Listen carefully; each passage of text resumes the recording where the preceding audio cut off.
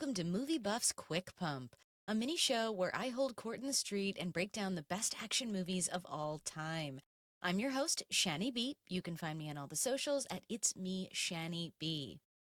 Today, I'm reviewing the 2010 reboot, Piranha 3D.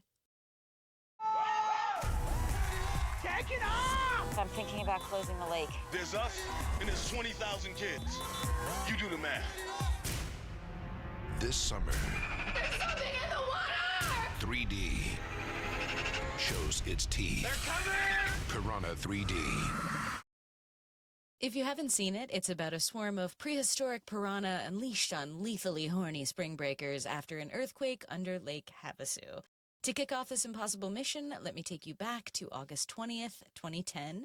It opened against Vampires Suck, lol, The Switch, and Nanny McPhee Returns, and alongside The Expendables, Eat, Pray, Love, and The Other Guys, which, one of my all-time favorite movies. Like, no lie, love, love, love that movie. It was made for $24 million, and it grossed a total of $83 million, so dang, that is a full lop. Kind of weird to release a spring break movie in August, but whatever. And amazing, its direct competitor is a children's movie. I mean, Nanny McPhee, that's wild. I guess also a sequel, so I don't really know what that might mean. But just a weird box office. I love checking the box office. So weird, so weird. Which brings me to my first segment called What's Your Crew? If I do this, I'm going to want to take my own men. In this segment, I'll analyze the filmmaking and evaluate the performances.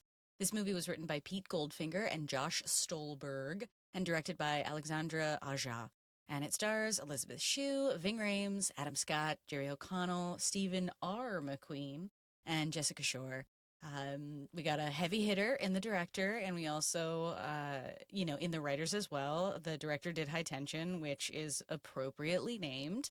And the writers kind of are in the Saw universe. They've got a couple credits there. One of them also did Sorority Row, the reboot, which give it to me. I love it so much. This is a great reboot. In that same kind of vein of taking what we loved about the original and just trying to really camp it up. I really like the filmmaking in this. It's so clever and bright. It's very campy, as an understatement even. The satire and the slapstick, they really hit for me. We get the 3D, which is really fun, and Aja does not miss an opportunity to use it. Like, any chance this guy is going to do it. We kind of get everything we want from this movie. There's boobies, there's so much blood, like more blood than Kubrick used in The Shining, and we even get to see kind of like the over-the-top misogynistic guy lose his penis, spoiler alert. But, this movie essentially is fan service. It kind of gives us everything that we want. But it has legit filmmaking. It's like cinema caliber filmmaking, so it's almost subversive. I'm not really sure, but either way, I love it. I love kind of revisiting it for those filmmaking elements. And I mean, the color, right? Everything that I love in terms of filmmaking is here. I like Aja as a director, so obviously he's going to bring those things in. But he does a really good job here. And I like his sort of transition from this indie horror filmmaker who's doing like really brutal, kind of like gruesome things in a very dark, edgy horror film to like zooming into being kind of like a pop horror director in America and sort of doing this and Crawl, like scary movies, but they're a little bit more exciting and adventurous. And he's really up to the challenge. He truly, I think he showed up and he did what he was supposed to do here for sure. This movie also serves up a clutch cast. We've got my main girl of all time, Liz Shue, just a total queen, and treating this role with so much respect. She's playing it so grounded and so authentic, like she always does. Just a pleasure to watch at all times. The lead guy is meh. He was good as kind of like the annoying little brother on The Vampire Diaries with my fave Nene. But that's where I knew him from. And so I guess this was maybe an attempt to kind of help him transition into films. It just kind of falls flat here. It's like the writing in terms of character development and, a quality character for people to play that isn't absurd is really hard to come by. I feel like, Liz Shue is the only one that's like, I'm going to find a way to kind of ground this, because even Adam Scott, who's bringing kind of like authentic energy, is still also in the absurd space. Jerry O'Connell, oh my gosh, randomly he's here as like one of the Girls Gone Wild type guys that is producing that. And he's so over the top that you want to see him pay, but then when he pays, you're also sort of like, but this guy, I don't know, it's very confusing. He does some good work being a piece of shit that you could care about, and that could just be me. Maybe that's just me, but he's here and he really does an amazing job. Jesse doesn't get to do much, just like the main character doesn't really have a lot going on for him in terms of showing us too much range. They really are like, it's like disrespectful, the character they gave to her. She could do so much more. I think she was like there, ready to do more. It just was one of those things where like she was given a character that's really like one dimensional and she could do her best with it. Honestly, I just hope she had a good time making it because with not a lot to work with, you just hope she can enjoy the beautiful place and a nice paycheck. I want success for her, so regardless. But she's here too, and that's great. Ving Rhames, so fun. Completely gets what's going on here. Him and Liz Shue have such an amazing chemistry as the town cops. I love it. Obsessed with it. He's always fun whenever he's here, and obviously he has some of the most memorable moments in this movie that I'll definitely be getting into in a few. Adam Scott, as I mentioned, is here. He's so funny as like a hot nerd kind of researcher, but he's like the right kind of goofy. And then we get a couple cameos. We've got legends, Richard Dreyfuss and Christopher Lloyd, that also show up. So, we have filmmakers who kind of know what they're doing in this arena. And then we have a bunch of actors who also kind of know what they can bring to the table in this circumstance. And it does work for me. It's enough, I guess I'll say. Which brings me to my next segment called 100% Pure Adrenaline. I expect the best, and I give the best. In this segment, I highlight the best stunts, best kills, and most memorable sequences. Okay, Aja loves things to be super brutal, and here he's like really using a lot of humor to get away with that. The stunts and the kills in this movie are fully savage. Like we're laughing at them, but they're like truly gruesome, grotesque, prosthetics, effects, all of that stuff. We've got so much boating, swimming, like party stunts as well, stuff where you're like, this is really goofy and silly, but it's like, yeah, but this guy's like falling from a high distance. This dude is like driving this speedboat through here. Like those things, like when you're faking a party, it's actually maybe harder than you think. And I do give credit here because there's some boat stunts that are also used for like violence, in terms of kills and things like that, which is really good. I think, I don't want to step on too many of those before I slide into the specifics of highlighting the kills, but the stunts specifically in some of the bigger sequences are a lot of fun. Again, whoever is in charge of doing the stunts did a pretty good job here. They are pretty thrilling, even like the more high stakes emotional stunt sequence at the end when the young couple must escape this sinking boat when the piranhas are near. Even that stunt is like pretty fun, totally practical. Everybody's hanging from the rope. Just stuff where you're like, they don't necessarily have to do all of this, but them doing it makes this movie more enjoyable and more fun. That's why stunts are so important, kind of even when you're going for absurdity, even when you're going for laughs, really good stunts can just amplify that. And they do really nail that. I think my favorite is they do one of my favorite things ever, which is outside inside, when they create, an exterior in a soundstage, what totally is a soundstage.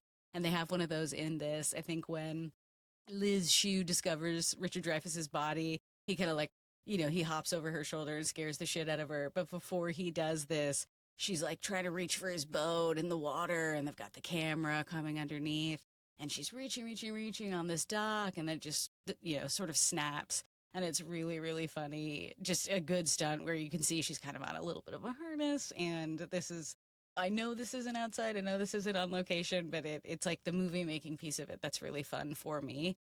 So I think that one is good. And her genuine scream when the body kind of pops up, next level. So funny. For me, when it comes to the kills, I guess I like them all. It's so hard to pick. Each one is like more clever than the last one or something. And I guess I don't know how many like hard kills there are in some of those sequences when they start to do some of the really gruesome stuff. So I'm not sure like how many people are like truly dead or just being like completely, uh, ripped to shreds, but are going to survive their injuries or something like that. Um, yeah, I think for me, what I always remember is that gal who gets like fully scalped when her hair is wrapped in the boat engine. Ugh, just one of those things where it's like I grew up around boats and I was always really afraid of this type of thing. So I think it also just like plays on everyone's fear when they're swimming around a boat is like, am I going to get, stuck in the propeller? And in the midst of all of these piranhas attacking, this woman still manages to get scalped. So I think that one sticks out with me. I'm not sure if it's a full on kill or not, but Jerry O'Connell basically like losing his entire lower half is so good. And as I mentioned, his penis is part of that lower half, which is hilarious. That's very good. Let's see. I'm not sure. I'm not sure if there are any other kind of kills that really stick with me. Because ultimately it's just always the gore, like that guy splitting in half. People's faces straight up hanging off, missing limbs, all of that stuff. That stuff really, really sticks with me, which, is why I think when it comes to a sequence that's most memorable, it truly is that like spring break party. It's like it's a total massacre at the lake, which sounds like a dope 80s movie title. Maybe I should write that. But it has like the most boobs and blood that, of course, we would all want, and makeup that like is truly Oscar worthy. Like this movie could not stand against the pristine cinema giants or something. But man, is the makeup and the prosthetics and the effects of all that stuff so good. Maybe that's like another thing Aja's really good at too, is like perhaps he really knows the best people to work with because his filmmaking usually has a combination of practical and also technical. He will use a computer, which I'm okay with if it's clever. And I feel like here it must work because it does seem like they are doing a lot of it. And that sequence is crazy. There's the girl gets her hair ripped out. That guy's body falls in half when they're trying to rescue him. People are trying to, climb onto that boat and it's sinking. That dude is trying to escape on a boat and he's just driving over people.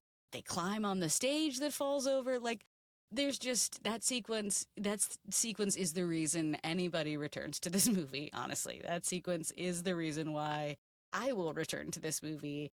They didn't get everything right per se, but I will come through for that sequence because it's wild. And it's sort of going throughout the story. It's like we always return to it. And we've got a couple different storylines going here, but that sequence, that's the one I think of the most. Other ones I'm just pleasantly surprised and reminded of, oh yes, as I rewatch. But that sequence is just totally, totally unforgettable. Which brings me to my last segment, dropping the hammer. You can't handle the truth! Here's where I'll rate the film out of 5 propellers. Can't get that propeller out of my head.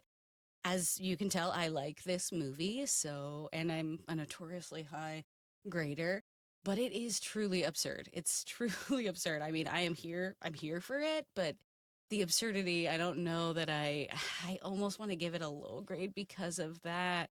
But I guess I'm going to just go with a 3, right? It's too hard for me to be hard on movies that I, even a baseline, just like can enjoy. And this one, I can enjoy, like, regardless of whether or not you think it's a good movie or something. It's just entertaining. It's a lot of fun. It's definitely, hasn't super aged perfectly. It's been 15 years since it came out. A lot has changed in those 15 years in terms of how we treat people and things like that.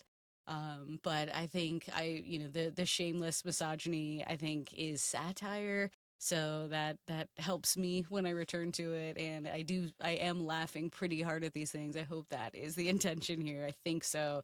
But it's definitely just a great rewatch to kind of get you in like that spring break mood and really shake off winter, try to like gear up for summer.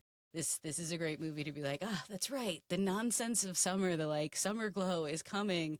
And this was a fun one to rewatch if you want to check it out. I believe it's streaming on Tubi right now. Gotta do ads, but Tubi has so many movies, so it's worth it. All right, that wraps it up for me. So you never miss a rep. Follow the show on Instagram, Facebook, and YouTube at We Stay Buff. Bulk up and subscribe to the podcast on Apple and Spotify. And don't forget to leave a positive review. 5 stars is the dream. And of course, you can follow me personally on all the socials at It's Me, Shani B. Thank you for joining me and breaking down Piranha 3D. I'll catch you next time for another edition of Movie Buff's Quick Pump. Until then, stay buff.